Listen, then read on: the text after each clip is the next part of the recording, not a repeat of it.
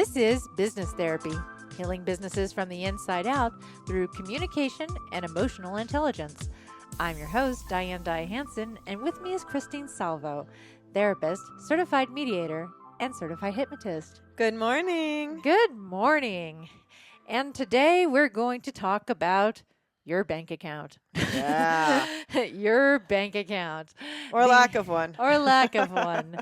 It seems to be the litmus test for all sorts of things, not just financial health, but your mood, how much you're enjoying life. Yeah. All sorts of things. And I actually had a really weird relationship with money until it was put to me like this. Money is just energy. And when your energy is exchanged in a method of service, that energy comes back. So money is green energy, and then your energy perpetuates the service. So it really is all just energy, and the principle of reciprocity and the principle of return for giving. It's a natural flow, but it can really also be a natural kind of no-go when you see that things aren't lining up. Yeah. I mean, I know personally I can say that when my finances are in order, I'm a happier, lighter person. Yeah, Financial stress is real. exactly. It's really interesting how that number in the bank account becomes either a shoulders are not, all the way up to your ears, Right. or they are very much. And how our behaviors reflect that too, right? So when we're Exactly. when we're in the abundance of the green in our finances, right? We've paid all of our bills and we have some extra.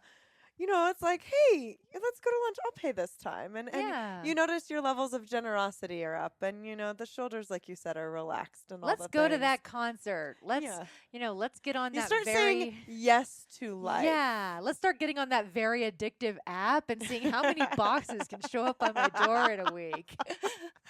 You play that game too? Oh, absolutely. Absolutely, I play that game. And aptly enough, the app is called Guilt. So I have guilt afterwards. But conversely, as you were saying, when it's not in the green or not in the green enough, how our behaviors also change, right? So Right.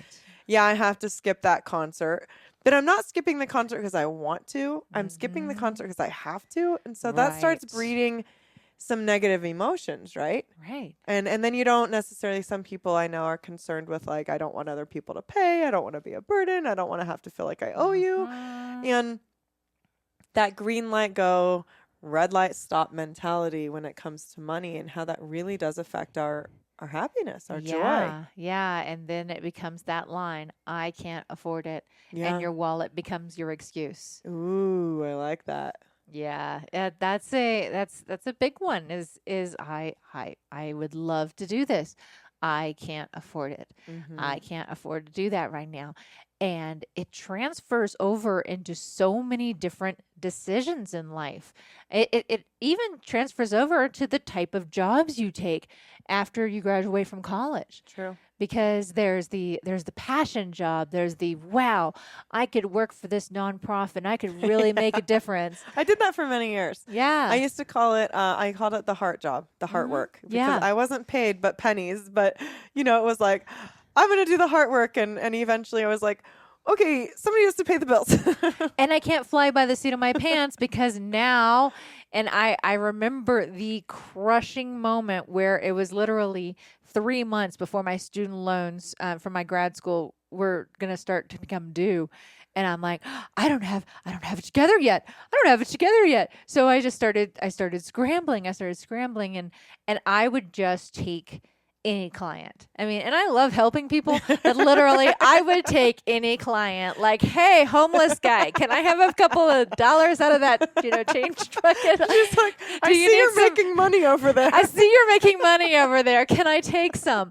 And it became very fragmented and very all over the place. And it was out of that need aspect of, it sounds more desperation, right? I don't have a plan. I'm scared. And that turns into I'm desperate. And there's this hard quantitative measure called my bank account that is telling me that I am not doing enough.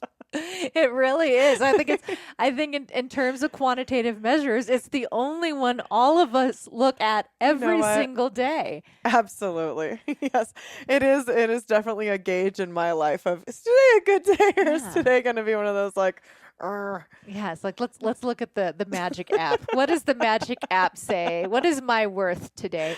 And how about that phrase? What is my worth today? I know.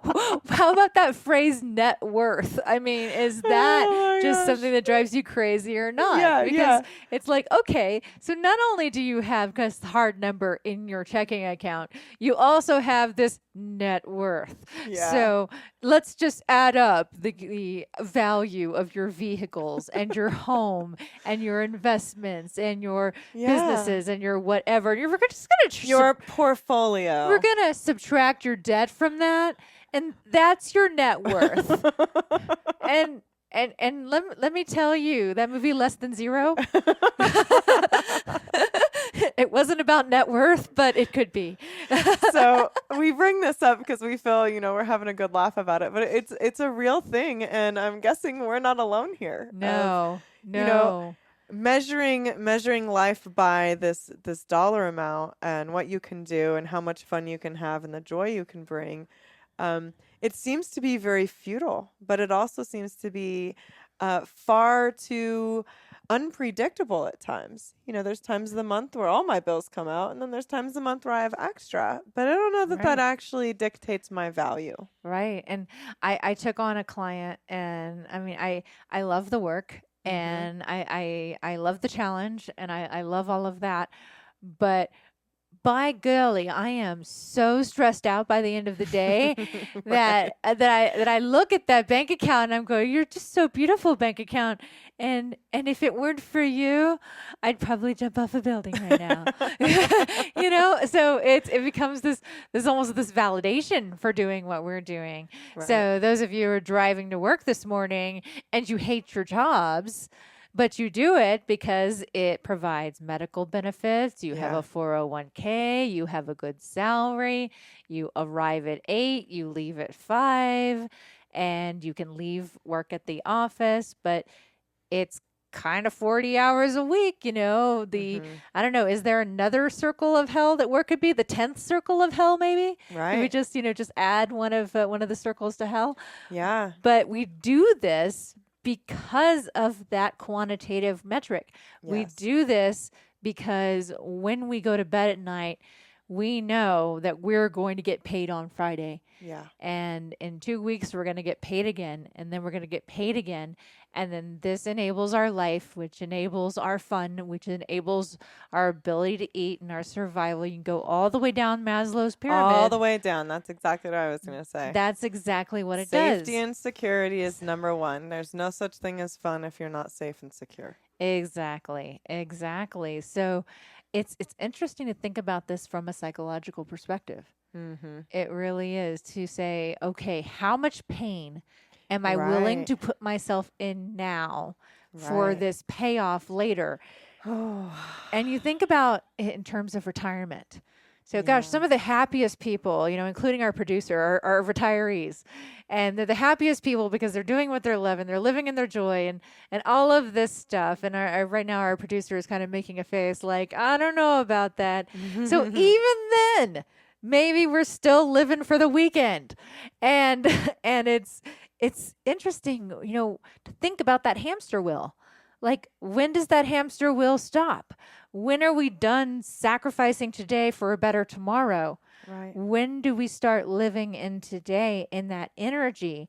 So bringing back to that analogy, if money truly is green energy, and it's what you put out there that brings back the money, how many of us out there are shortchanging ourselves?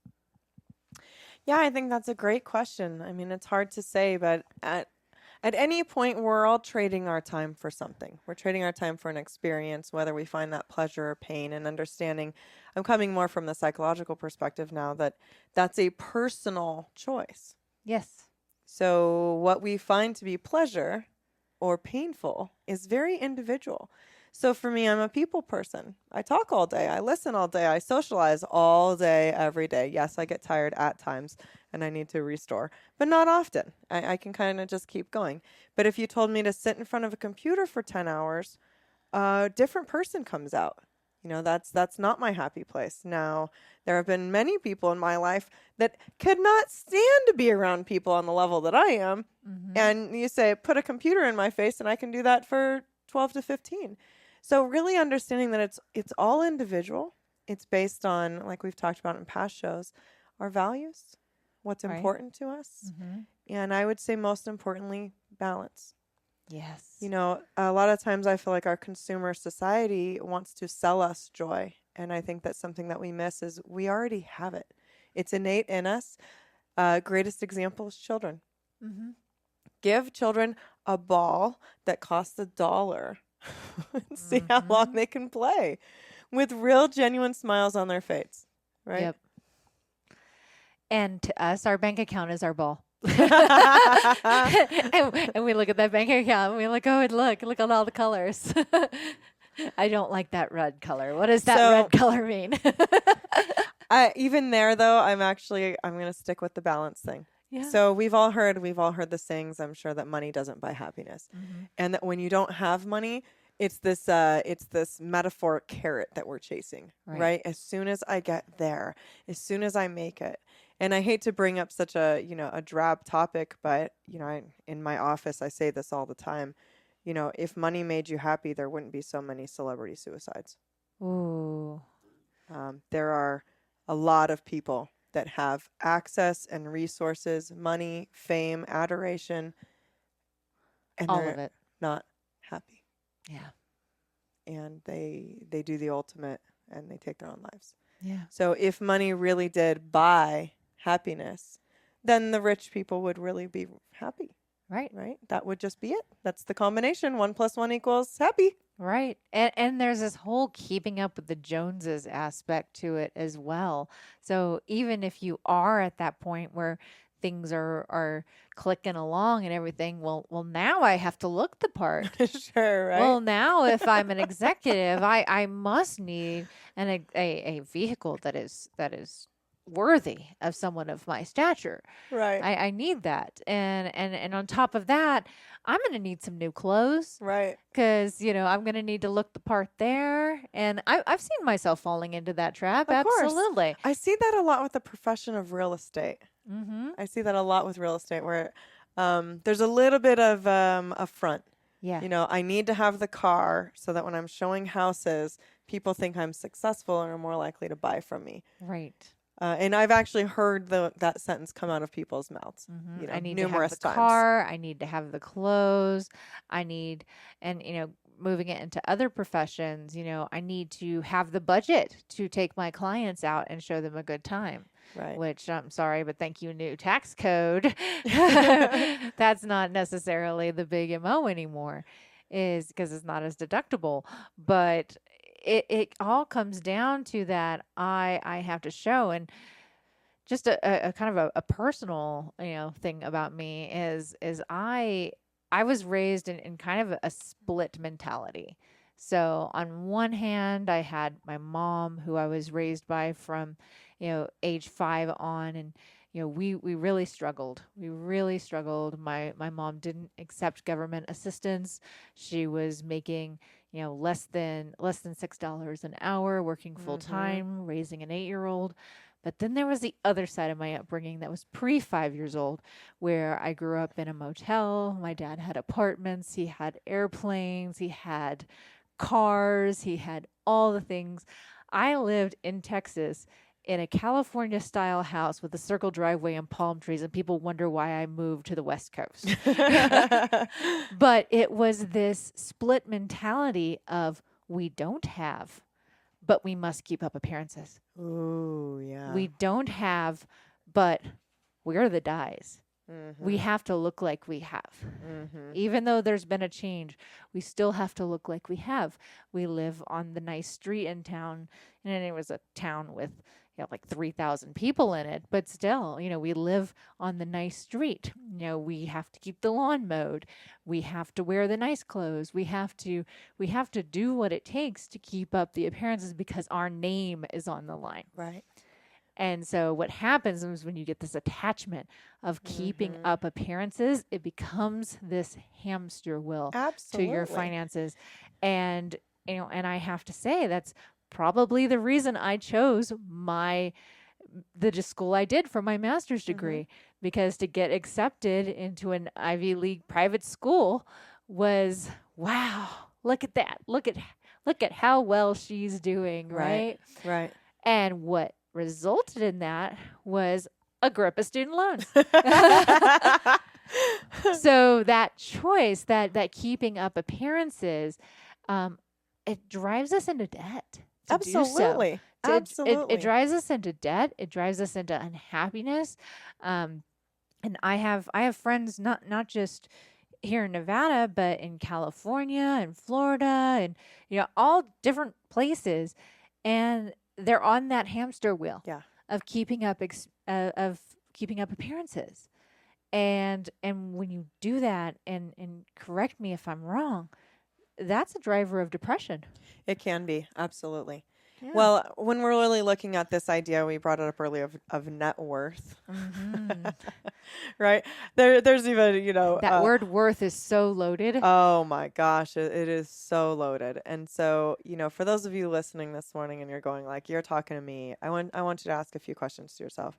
So, if you're trying to keep up appearances, number one, who's it for? Why? Who am I doing this for? Right. That's such an important question.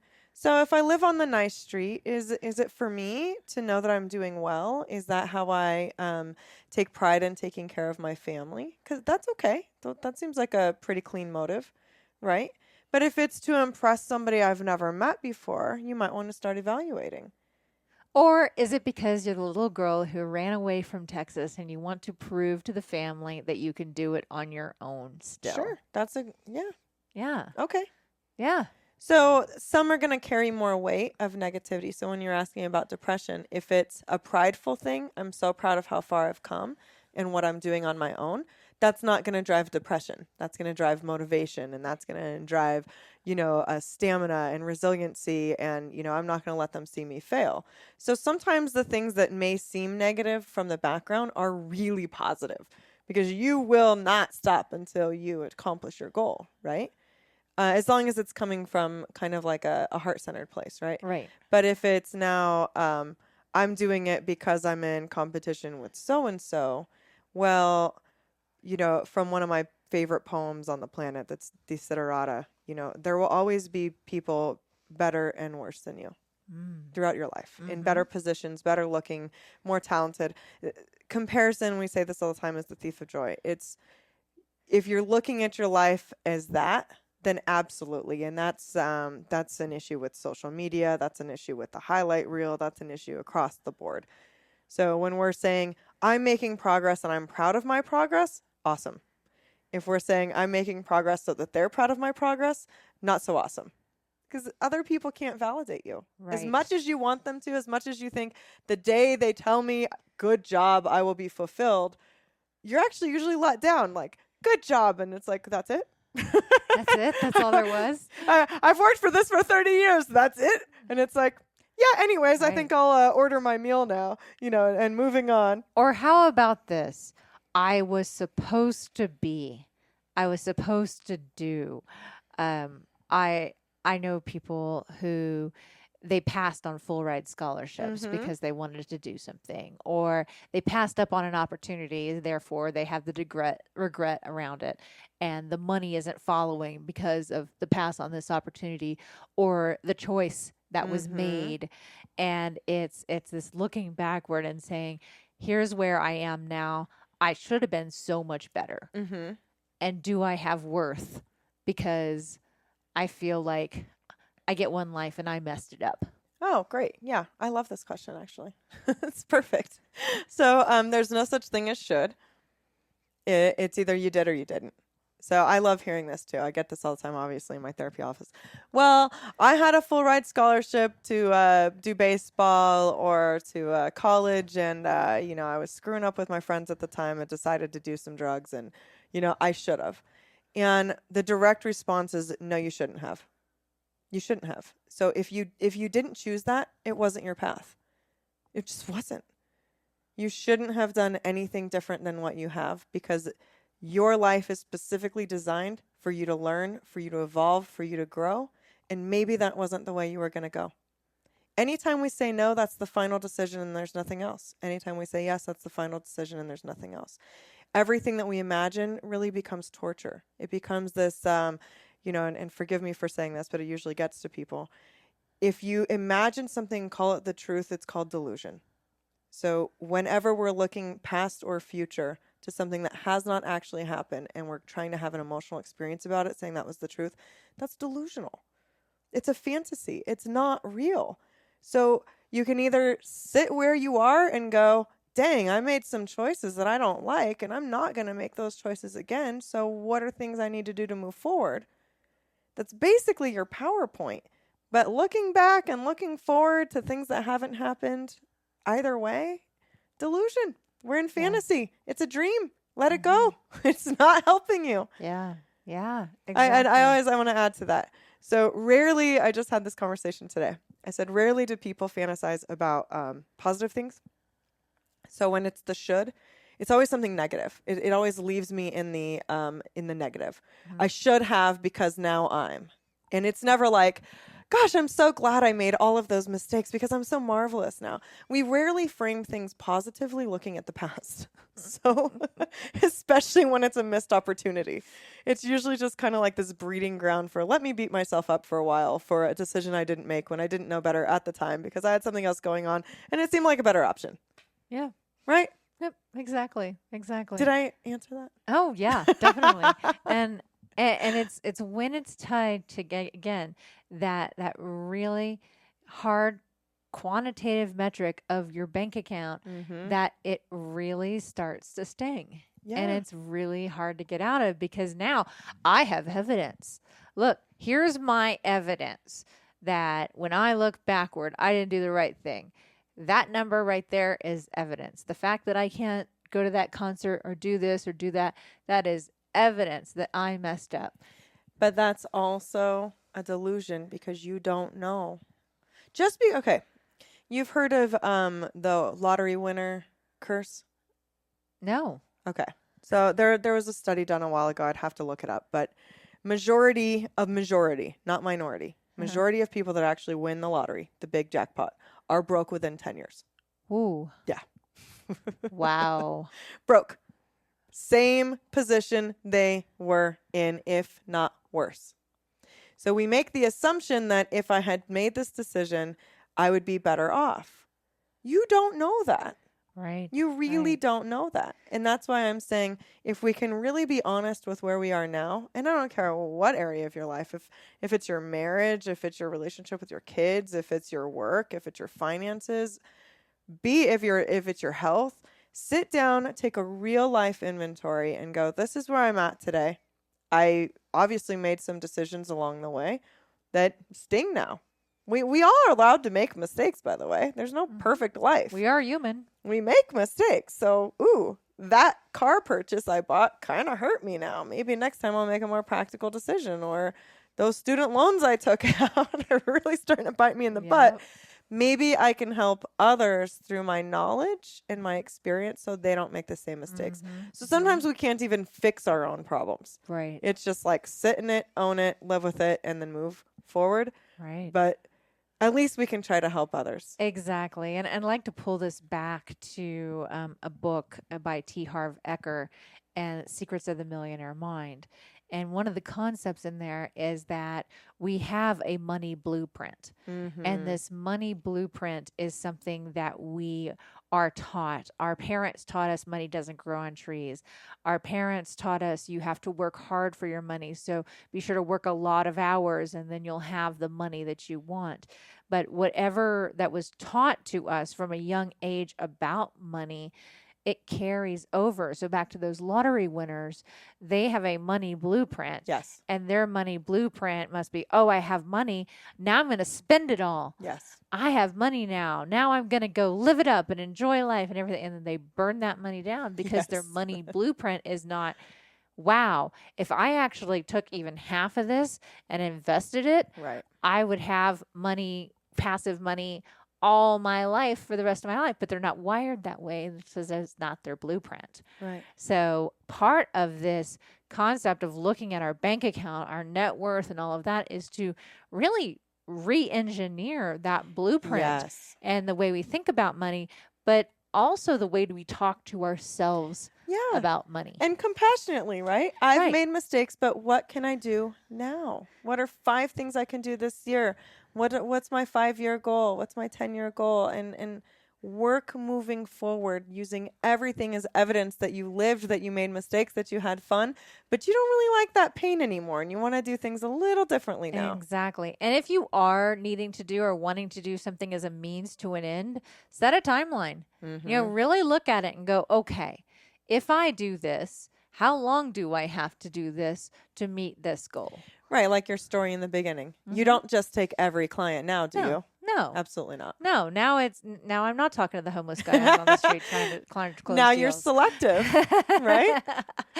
Yeah, exactly. And it's important to be selective and to be focused and to really believe in the way you give, because that's how you're going to get that green return. Absolutely. And if you're deeply, deeply unhappy, think about the other costs about that. Think about your health costs. Mm-hmm. Think about your relationship costs. Think about those opportunity costs that you do not see that are linked into the pain that you cause and create because of that almighty dollar. And I'd like to give our listeners a challenge. Mm-hmm. 30 days of fun without spending $1. So picnic, beach, walk, hike, get outside, do things. I challenge you to start creating joy from a different place and knowing that that's where you're going to really find balance. Bank account or no bank account. If you're in the green, still practice free. If you're in the red, enjoy it more. I love it. I love it. Thank you so much for joining us this morning. It's been great having you listening to us. I'm Diane Hansen, management consultant. Christine Salvo, therapist, certified mediator, and certified hypnotherapist. And this has been Business Therapy. Have a wonderful day. Have a great morning.